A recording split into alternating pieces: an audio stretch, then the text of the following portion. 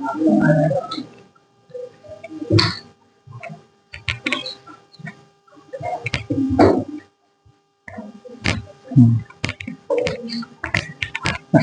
भी हम लोग कनेक्टिव टिश्यूज पढ़े, उसमें ब्लड के बारे में पढ़े, ठीक है। ये भी कनेक्टिव टिश्यूज का ही एक पार्ट है, ठीक है। इसके बाद हम तंत्रिका कोशिका पढ़ेंगे, तंत्रिका, है ना। तो वो भी यहाँ से जितने भी हम संयोजी ऊतकों के बारे में पढ़ रहे हैं उसमें बोन के बारे में, ये जो कंकाल ऊतक है वो भी एक प्रकार का संयोजी ऊतक है। हम लोग जानते हैं हमारे बॉडी में बोन का बड़ा इंपॉर्टेंस होता है, सपोर्ट प्रदान करता है हमें, हड्डियां, है ना। और रक्त मज्जा भी इसी में होता है, ब्लड से सर्कुलेशन, ब्लड का निर्माण इसके द्वारा इसके अंदर होता है। तो इसके बारे में हमको थोड़ा सा पढ़ना है। तो देखो, स्केलेटल टिश्यू के नाम से जाना जाता है, जिसको कंकाल ऊतक के नाम से जानते हैं। छोटा सा टॉपिक है ना, कंकाल ऊतक। ये ऊतक मानव शरीर को यांत्रिक सहायता प्रदान करता है, जो शरीर के आंतरिक भागों में पाए जाते हैं। ये इंटरनल पार्ट्स में पाए जाएंगे और मैकेनिकल सपोर्ट देता है हमें, है कि नहीं। चल रहे हैं, हाथ हिला रहे हैं आप उसमें, है ना, तो ये अगर ना हो तो आपका लचक जाएगा। तो आपको ये आंतरिक सहायता प्रदान करते हैं। स्केलेटल आपको सपोर्ट प्रदान करता है। आप कल्पना कीजिए बिना हड्डी के शरीर के, कि आपके शरीर में एक भी हड्डी नहीं है, तो क्या आप सीधा खड़ा रह पाएंगे? नहीं रह सकते, है ना। एक रबर के बॉल की तरह, है ना, तिराएंगे, आपको कोई खड़ा करेगा तो आप खड़े रहेंगे, फिर छोड़ देगा तो फिर गिर जाएंगे, है ना।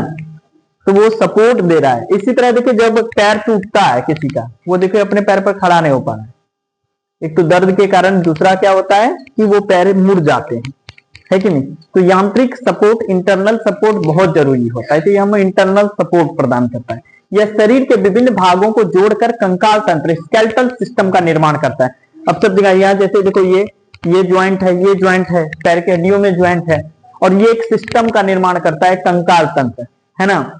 पूरे शरीर को सपोर्टिव एक सिस्टम देता है, अंगों को सपोर्ट करने का एक सिस्टम तैयार कर देता है, जिसको कहते हैं कंकाल तंत्र।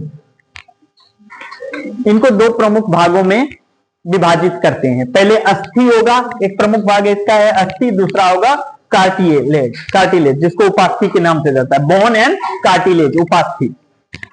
बोन के बारे में सबसे पहले पढ़ें। यह अंतः कंकाल, इनर स्केलेटल का निर्माण कर शरीर को एक निश्चित आकार प्रदान करता है। सबसे पहला काम, शरीर को एक खास डिजाइन प्रदान करना। आपके शरीर में ऐसा जो आपको मुंह दिखाई दे रहा है, तो इसलिए बंदर का जो पहले आदि मानव जब बातें हम लोग करते थे कि उसका मुंह निकला हुआ रहता था, उसके हड्डी का डिजाइन वैसा है। आप उसके कंकाल का अध्ययन कीजिएगा तो आपको पता है। बकरी का देखते हो कंकाल सब, है ना, उसके कंकाल का डिजाइन ही ऐसा है ना। पशु जैसे गाय सब जो मरती है उसका देखते हो वहां पड़ा हुआ रहता है, तो उसका कंकाल आप देखते हैं कि उसका डिजाइन ऐसा है, तो उसके कारण उसका मुंह वैसा है। आपका डिजाइन अगर उसका कंकाल का ऐसा हो जाएगा तो उस पर कवर चमड़ी भी वैसी होगी, तो आपका डिजाइन वैसा होगा कि नहीं। तो वो क्या कर रहा है, वो सपोर्ट कर रहा है, वो इस तरह का स्ट्रक्चर निर्माण कर रहा है हमारे शरीर का। हमारे अस्थियों में जैसे जैसे परिवर्तन आया, जैसे जैसे चेंजिंग आया, वैसे वैसे हमारे शरीर का ढांचा भी परिवर्तित होते चला। आदि मानव से हम तुलना करते हैं तो उसका डिजाइन अलग दिखाई देता है, धीरे धीरे उसमें चेंजिंग आता है, धीरे धीरे उसके स्ट्रक्चर में चेंजिंग आ गया तो हमारा डिजाइन अलग, खोपड़ी छोटी हो गई या बड़ी हो गई, उस तरह से दिखाई दे रहा है कि नहीं। तो निर्माण कर शरीर को एक निश्चित आकार प्रदान करता है। सबसे पहला काम उसका आकार देना। यह ऊतक मजबूत और कठोर होता है, जो शरीर के अंगों एवं मांसपेशियों को सहारा प्रदान करता है। ज्यादा सपोर्टिव, ज्यादा अगर मजबूत होगा तब तो हमारे अंगों को सहारा प्रदान कर दे। अस्थि कोशिकाएं कठोर अधात्री मैट्रिक्स में धसी होती है ना, जो कैल्शियम तथा फास्फोरस से निर्मित होती है।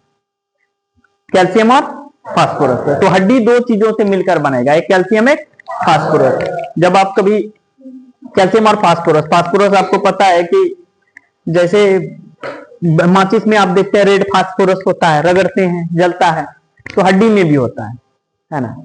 एक एस तैयार किया जाता है जिसको अस्थि एस कहा जाता है ना, बोन एस कहा जाता है। जैसे उसमें क्या होता है कि हड्डी जो है, हड्डी में फास्फोरस है। शमशान घाट में से कभी कभी क्या होता है कि जो हड्डियों के ढेर होते हैं जलाए जाते हैं, और गर्म होने पर से कभी उसमें रगड़न होती है, हवा चलती है, तो चिंगारी के जैसा एकाएक धधकने लगता है, तो फास्फोरस के कारण, फास्फोरस में चल रहा है कि नहीं।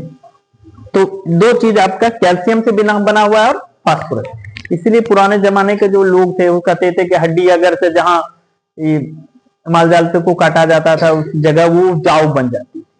क्यों? क्योंकि वहां हड्डी सब जो वहां दफन होता था, हड्डी सब चुप चुप के अगर डाल देते थे तो वहां या उसके जो है पार्ट जो उसके सड़ गल के जो मिलते थे वो खेत में छोड़ देते थे और ढक देते थे, समझे? तो जब भी तो जहां मनता फेंक देता है, तो वहां उसमें क्या होता है कि खेत में डाल दिया जाता था, खेत में डाल दिया जाता था तो वहां वो सड़ता था और जो भी पशु रहे वो सड़ता था और फिर उसके बाद उसका खाद बनता था, तो उसमें उपजाऊ ज्यादा होती थी, ऐसा माना जाता था।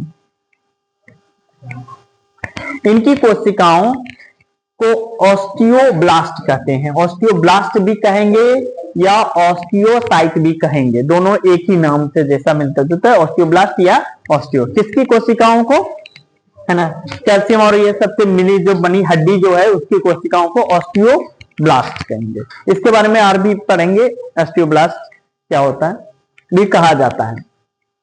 लंबी एवं मोटी अस्थियों के बीच में पाई जाने वाली खोखली गुहा, जो मोटी है लंबी अस्थि है उनके बीच में जो खोखली गुहा है उसको होलो कैविटी अंग्रेजी में कहेंगे, या स्थान बोलेंगे, खोखली स्थान बोलेंगे, या मज्जा गुहा कहेंगे।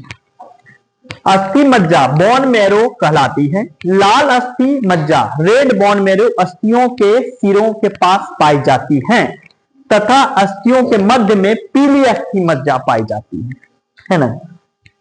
दोनों के बारे में हमने लिखा, एक रेड बोन मैरो हो गया, एक हो गया येलो बोन मैरो, है ना। लाल अस्थि मज्जा द्वारा लाल रक्त कणिकाओं का, है ना, तथा पीली अस्थि मज्जा द्वारा श्वेत कणिकाओं का निर्माण होता है। यहां हमने दिखाया हुआ है, यह आपका है अस्थि मज्जा। Bone marrow red bone marrow है, बीच बीच में जब हड्डी आपसे देखते हैं वो तो उसके बीच में खोखली जगह के बीच में जो रेड रेड पार्ट है जब ब्लड सेल से निर्मित है वो आपका रेड बोन मैरो है। और ये स्पॉन्जी है, स्पॉन्ज समझते हैं, वो गद्दी ब्लड जो होता है एब्जॉर्ब करने की कैपेसिटी जिसमें, वो स्पॉन्ज है, वो उस तरह के स्पॉन्जी है ना, गद्देदार। उसके नर्व है, यहाँ तंत्रिकाएं हैं, ये नस जैसी संरचनाएं बनी हुई हैं, ये तंत्रिकाएं छोटी छोटी। और फिर इसके यहां पर आइएगा तो ये आपका ब्लड वेसल्स है ना, रक्त इसी से जाएगा बाहर, तो ब्लड वेसल्स पड़ा हुआ है। कंपैक्ट बोन है, यहाँ सघन है, यहाँ जो हड्डी है वो सघन है, वहां थोड़ा ज्यादा जटिलता है, वहां यहाँ सघन है, घनापन है, कंपैक्ट बोन इसको कहेंगे। और ये येलो बोन मैरो है, यहां से जो नजदीक है ये येलो बोन मैरो। इस तरह से बोन का स्ट्रक्चर होता है। अभी हमारे पास अगले वीडियो में हम लोग देखेंगे कार्टिलेज के बारे में, उपस्थि के बारे में, और अभी अस्थि के बारे में और भी चीजें पढ़नी हुई है, ठीक है, कि कैसे होता है, कैसे इसका निर्माण होता है, इन सब के बारे में भी अभी और भी चीजें पढ़नी है। इनके बारे में ये भी पढ़ेंगे कि जैसे आदमी कोई कहता है कि मेरा 18 साल नहीं हो गया, कोई कहेगा 19 साल हो गया, कोई तो उससे एज पता करेंगे भाई एक क्या वो बालिग है नाबालिग है, उससे हड्डी से भी पता किया जा सकता है, उसके हड्डी से भी पता करते हैं कि वो बालिग है या नाबालिग है ना। अब आजकल तो सर्टिफिकेट के हिसाब से कई लोग अपना उम्र घटा बढ़ा लेते हैं, तो हड्डी की संरचना से भी पता कर सकते हैं कि उसमें कितना जो है वृद्धि हुआ, कितना कैल्शियम है, कितना, ये सब चीजों की सहायता से हम पता कर सकते हैं, ठीक है ना। वो सब अगले वीडियो में हम देख रहे हैं, पहले फिलहाल इतना सा आप याद रखिएगा, ठीक है, मान लिया आपने, ठीक है।